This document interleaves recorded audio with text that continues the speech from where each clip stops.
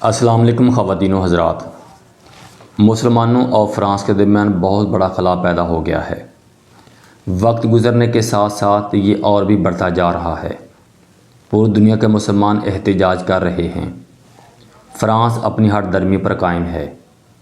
France نے کچھ ایسے اقدامات کیے ہیں جن کی وجہ سے مسلمانوں کے جذبات کو کاری ضرب لگی ہے۔ پاکستان کے وزیر اعظم عمران خان نے بھی شدید مذمت کی ہے۔ طیب اردگان نے بھی ایک بیان جاری کیا ہے۔ اس کے علاوہ مسلم دنیا سے اور بھی بہت سے ممالک نے بیانات جاری کیے ہیں۔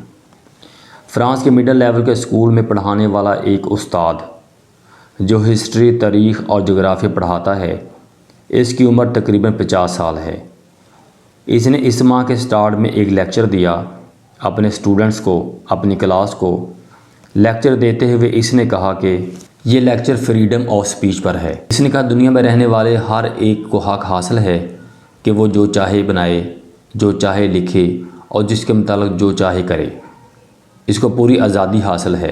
جیسا کہ آپ جانتے ہیں کہ کچھ عرصہ پہلے فرانس میں ہمارے نبی پاک صلی اللہ علیہ وآلہ وسلم کی شان میں گستاخی کی گئی تھی، ان کے خاکے بنائے گئے تھے، تو یہ استاد ان خاکوں کو لے کر کلاس میں آ گیا اور اس نے طلباء کو جب خاکے دکھائے تو طلباء نے اس پر شدید احتجاج کیا۔ تو اس نے مسلمان طلباء سے کہا کہ اگر آپ کو کوئی اعتراض ہے تو کلاس روم چھوڑ کر باہر چلے جائیں، لیکن میں یہ freedom of speech per lecture ضرور دوں گا۔ اس استاد کے خلاف اس کی کلاس کی ایک لڑکی اور اس کے پیرنٹس نے بھی شدید احتجاج کیا اور قریب ہی مسجد میں موجود امام مسجد نے بھی آواز بلند کی اور کالج انتظامیہ سے بھی یہ شکایت کی گئی کہ یہ استاد مسلمانوں کے جذبات کو ٹھیس پہنچا رہا ہے، اس کو کالج سے نکال دیا جائے۔ لیکن کالج انتظامیہ نے ان کی بات کو ماننے سے انکار کر دیا اور استاد بھی باضد رہا اور جو اس نے کرنا تھا اس نے کر دیا۔ اس کی کلاس کے طلباء بتاتے ہیں کہ یہ کام اس استاد نے پہلی بار نہیں کیا، بلکہ 2015 سے لے کر اب تک لاتعداد دفعہ اس نے یہ کام کیا ہے۔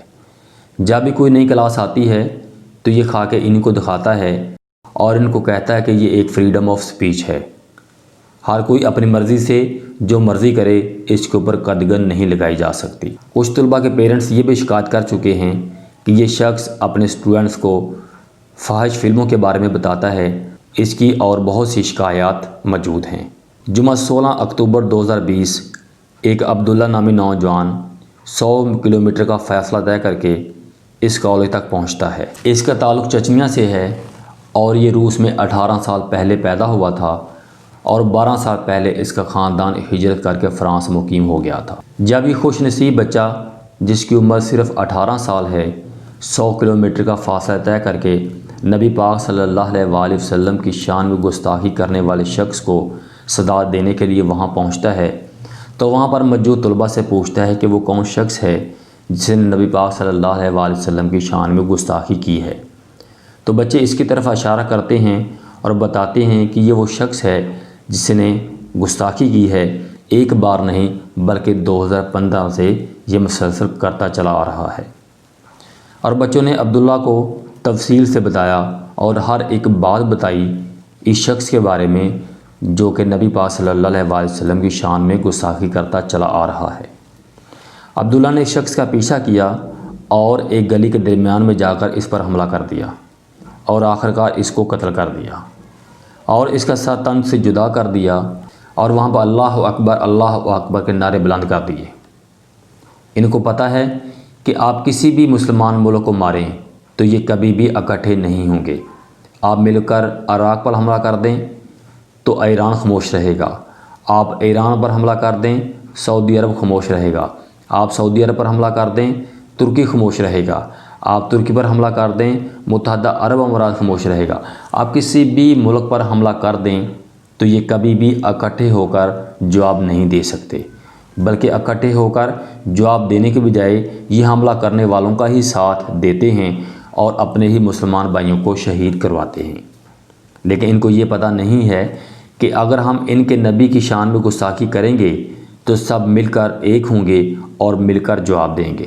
وہاں پر پوری مسلم دنیا ایک ہو جائے گی، نہ کوئی شیعہ رہے گا، نہ کوئی سنی رہے گا، نہ کوئی اہل حدیث رہے گا، نہ کوئی سعودی عرب رہے گا، نہ کوئی پاکستان رہے گا، نہ کوئی ترکی رہے گا، نہ کوئی ایران رہے گا، بلکہ سب مسلمان دنیا کے ممالک ایک ہو کر اس کا جواب دیں گے۔ پوری دنیا میں ایک تحریک جنم لے رہی ہے کہ فرانس کی بنائی ہوئی مصنوعات کا بائیکاٹ کیا جائے۔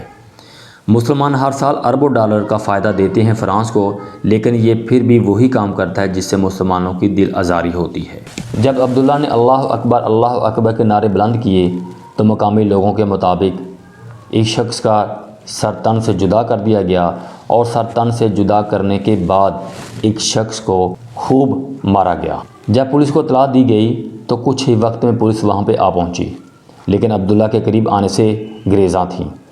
600 میٹر دور پولیس کھڑی تھی اور 600 میٹر دور سے 9 گولیاں عبداللہ کو ماری گئیں اور عبداللہ کو وہیں شہید کر دیا گیا۔